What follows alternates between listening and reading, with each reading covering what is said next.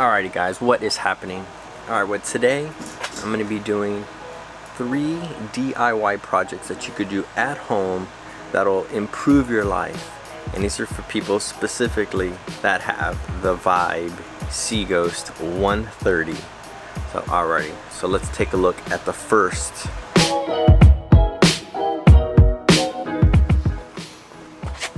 Alright, well I'm going to be starting out at the front of the kayak.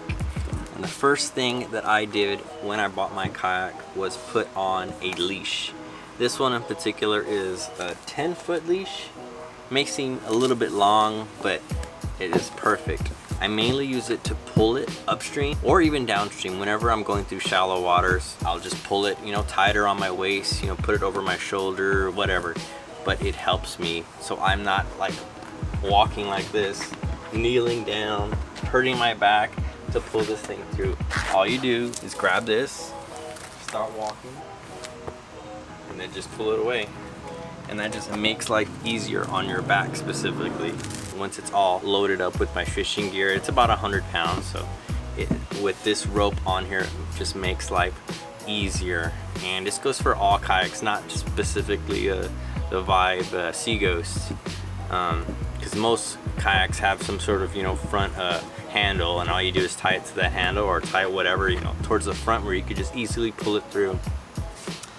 And so this was number 1. Let's take a look at the next one. Alright, second one is going to be installing a fish finder. Not everybody has to install a fish finder. It's not really for everybody, but I just chose to do it because occasionally I do fish open water, lakes, some inshore fishing. When I do it, sometimes I do want a fish finder, and having the fish finder on you is a lot better than not having it on you. So let me show you how I installed all this right here.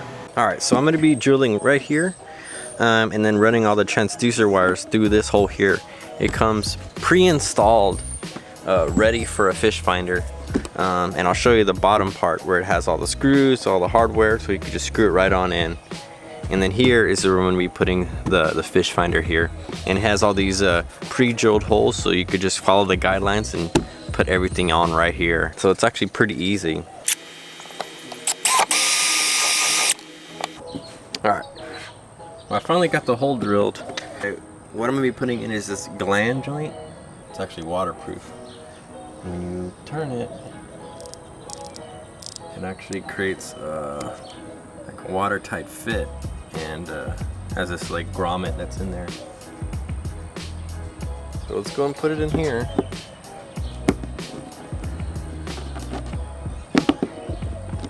Perfect. I already have the power wire in there, and boom, there we go.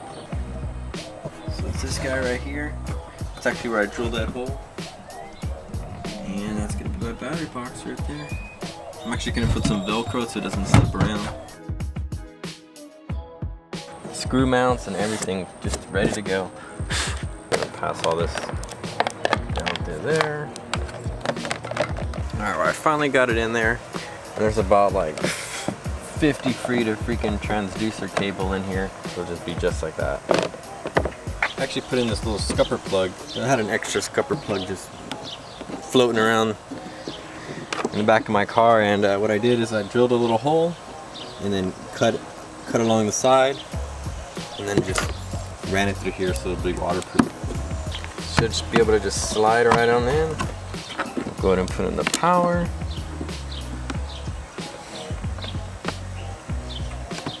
Okay. And this one we're gonna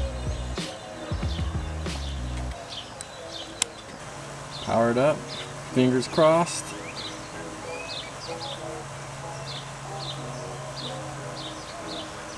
Yeah, success. It was pretty easy, it wasn't that hard. I think it took about an hour to do. Your kayak is ready to go fishing with a fish finder. So, all right, let's check out the third thing, and it's the last but not least thing. So let us check it out.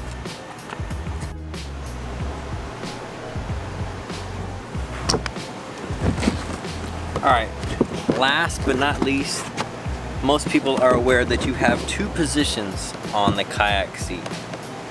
But did you know you have a third position? All right, let me show you.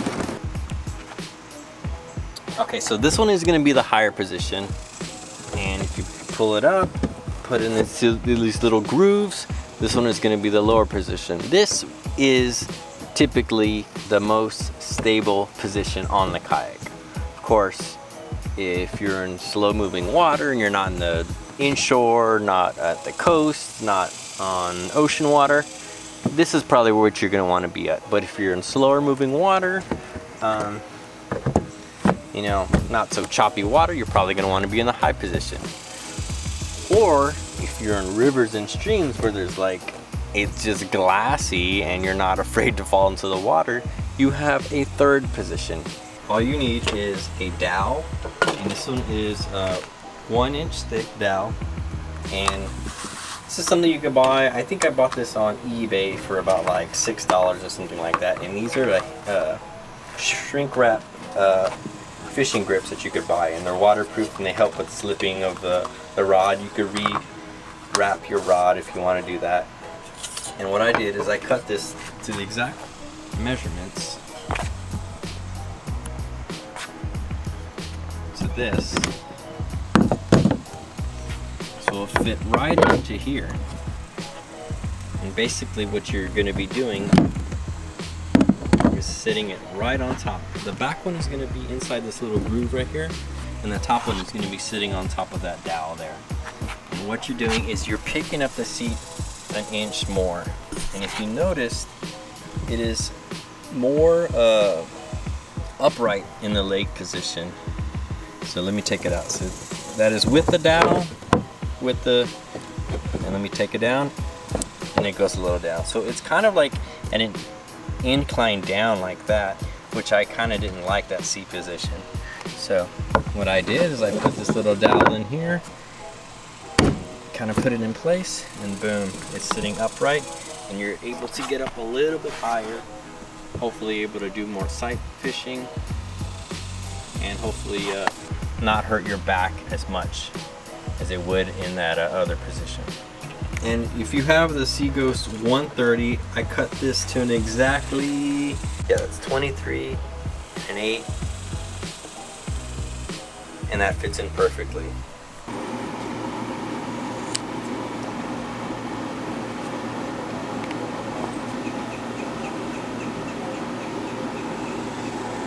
All right, let's see if I cut it to size.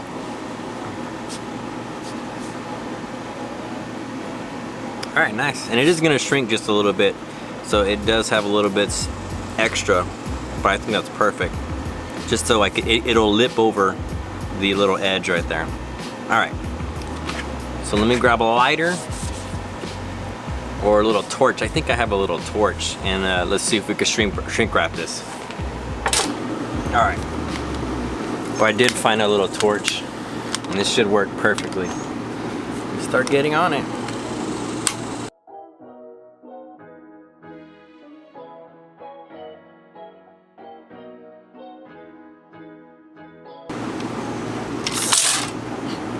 Ouch. I think it looks pretty good. So that's one side. It's kind of going over the edge just right there, and that's perfect so it doesn't scrape up your kayak. And it's going to be the other side. And so when the seat sits on top of this, it's not damaging the seat, it's not damaging the kayak, and that's what you want. Boom. All right, let's see if it works. All right, in the moment of truth, let's see if it fits. All right, so pick it up. Let's put it right in there. Boom, fits. All right, so that's the way it is. That's the way it's gonna look.